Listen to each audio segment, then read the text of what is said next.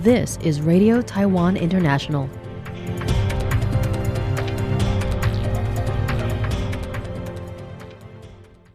Welcome to the news on Radio Taiwan International. I'm Amber Hatfield, coming to you from Taipei, Taiwan. We begin with a look at today's top stories for Wednesday, June 18th.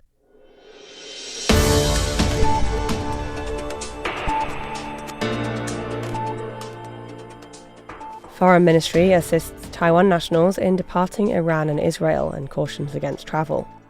Taiwan is set to announce 10 major AI infrastructure projects. And the Digital Ministry invites Meta executives to discuss Facebook fraud. But first, today's top story. The Foreign Ministry is assisting Taiwanese citizens wanting to leave Israel and Iran and advises against travel to these countries. On Wednesday, when asked by reporters about the safety of Taiwan nationals in Iran and Israel, the ministry said it has assisted 14 people in departing the area on Sunday. As Israel shut down its airspace after launching attacks on Iran, the ministry has also facilitated land crossing for 6 Taiwanese to enter Jordan's borders. 3 Taiwanese citizens have left for Turkey by land travel. Foreign Ministry spokesperson Xiao Guangwei says the government is maintaining close contact with Taiwanese nationals in the region. He urges the public to avoid travelling to Israel, Iran and nearby areas for now, and calls on those already there for business or travel to stay alert and prioritise their personal safety. Our staff at the overseas missions are continuing to monitor the local situation and are ready to provide timely assistance based on the needs of our nationals. The Foreign Ministry says that Taiwanese nationals in Israel who face emergencies can contact the Taipei representative office at +972 544 275 204. For those in Iran, assistance is available through the commercial office of Taipei in Dubai at +971 50 645 3018, or the Taiwan Trade Center in Tehran at +98 21 88 79 4243. The ministry also reminds the public that its 24-hour emergency hotline for overseas Taiwanese citizens is available at +886 800 085 095. Taiwan is advancing its AI development strategy as Cabinet Secretary General Gong Mingxin announces the National Development Council's 10 major AI infrastructure projects will be revealed soon. The initiative focuses on 3 key areas: strategic AI application planning, forward-looking deployment of emerging technologies, including silicon photonics and quantum computing, and the establishment of AI infrastructure. Gong also emphasized that Taiwan's 2050 net zero target remains unchanged. President Lai Ching-te outlined 3 governmental directions for the AI era in his pre-recorded speech for the Taiwan Future International Summit. The first is to establish a sovereign fund to create a national investment platform that leverages Taiwan's industrial advantages through coordinated capital investment between the government and private enterprises. The second is to partner with research institutions to develop AI pilot production lines equipped with cutting-edge technologies for enterprise growth. The third direction involves promoting international technical cooperation and standard setting, with efforts to deepen technological alliances with the United States, Japan and European Union partners. The National Development Council reported planning details to Premier Zhou Rongtai on Tuesday, which include 3 smart applications, 3 key technologies and 4 infrastructure projects. The initiative aims to inject hundreds of billions of new Taiwan dollars through the National Development Fund, fostering AI transformation across industries and enhancing Taiwan's AI competitiveness.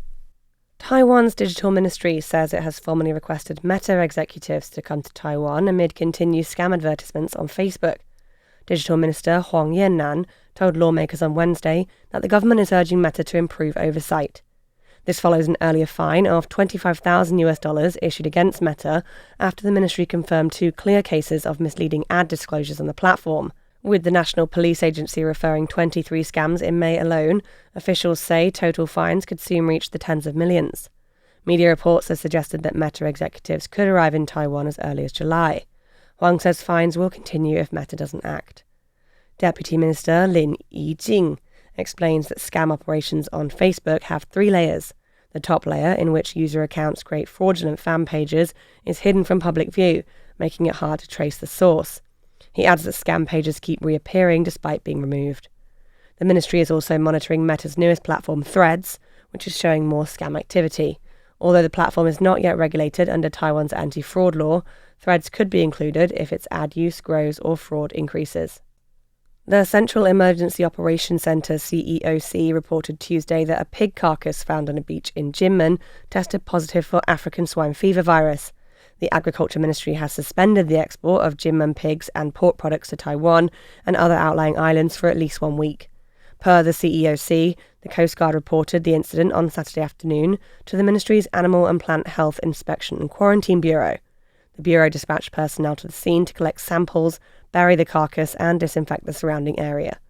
After the Veterinary Research Institute confirmed that the pig was positive for African swine fever, Jinmen County Emergency Operations Centre officials visited the 25 pig farms within a 10-kilometre radius of the site and confirmed all livestock were healthy and virus-free.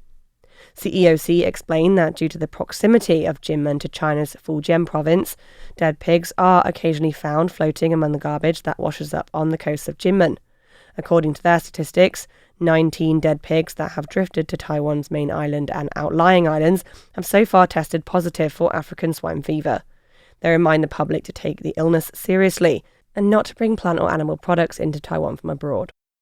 With an average annual revenue per store of $27.4 million, Taiwan's Din Tai Fung is dominating the United States restaurant rankings, beating out the next closest competitor by a large margin. According to the US food service industry media outlet Restaurant Business, industry researcher Technomic compiled data for America's top 500 restaurant chains, finding that Din Tai Fung's average unit volume is nearly twice that of the next highest ranked chain, fine dining steakhouse Mastro's. Din Tai Fung operates 16 locations throughout the United States, with the largest branch in New York City's Manhattan. The average customer spends around $45. Similar to Taiwan, dining at Din Tai Fung in the US almost always requires waiting in line or making a reservation in advance. First founded in 1958 as a cooking oil business, Din Tai Fung rebranded as a restaurant in 1972, and in 2000 it entered the US market. It's remained family-owned and operated by Aaron and Albert Yang, descendants of the late founder Yang Bing-yi. There are now 180 branches of Din Tai Fung in 13 countries worldwide. Cathay Financial Holdings has issued a statement emphasising that it does not sell loan guarantee policies and asked the public to be careful to avoid being deceived. The company says it has received reports from the public about fraudsters impersonating Cathay Century insurance agents and promoting fake insurance policies. Victims are told they can pay 30,000 NT dollars, just over $1,100 to purchase so-called loan guarantee policies that would then allow them to borrow up to 1 million NT dollars, more than $33,000. Recently, Cathay Financial's chairman Tsai Hong-tu was himself impersonated in a separate scam. He addressed the issue on the company's online forum, saying that if someone looks like him and uses his name, not to trust them. Cathay Financial reminds the public to verify the authenticity of products or offers. It says that customers can call the company's customer service hotline at 0800 212 8800 for inquiries. Taiwanese agricultural exports score a victory as mangoes and guavas break into the EU market. Taiwan's agricultural sector has reached another milestone as the island's signature mangoes and guavas successfully met the stringent European Union quarantine standards to enter the European market. This breakthrough opens new export channels for Taiwanese farmers following months of persistent diplomatic and regulatory efforts. Taiwan's golden, sweet mangoes have been long popular across Japan, South Korea, Singapore, and Malaysia, but Europe remained elusive due to its strict phytosanitary requirements. The island's status as an oriental fruit fly epidemic area meant many fruits faced export limitations, requiring special quarantine protocols to gain market access. The journey to European markets began in September last year when Tainan Mayor Huang Weizhe led a delegation to the Netherlands for a Tainan agricultural products promotion event. While European distributors expressed strong interest in Taiwan's products, EU quarantine restrictions blocked import opportunities, creating significant obstacles for potential partnerships. Premier Zhou Rongtai expressed that the recent development was extremely exciting news, emphasizing the successful collaboration between central and local governments. Mayor Huang noted that after 9 months of negotiations, EU authorities have finally approved Taiwan's quarantine methods and green-lighted mangoes and guavas to enter the European markets and write a new chapter for Taiwan's fruit industry. Thanks for joining me for the news. I'm Amber Hatfield. Stay tuned for another 50 minutes of English language features brought to you by Radio Taiwan International.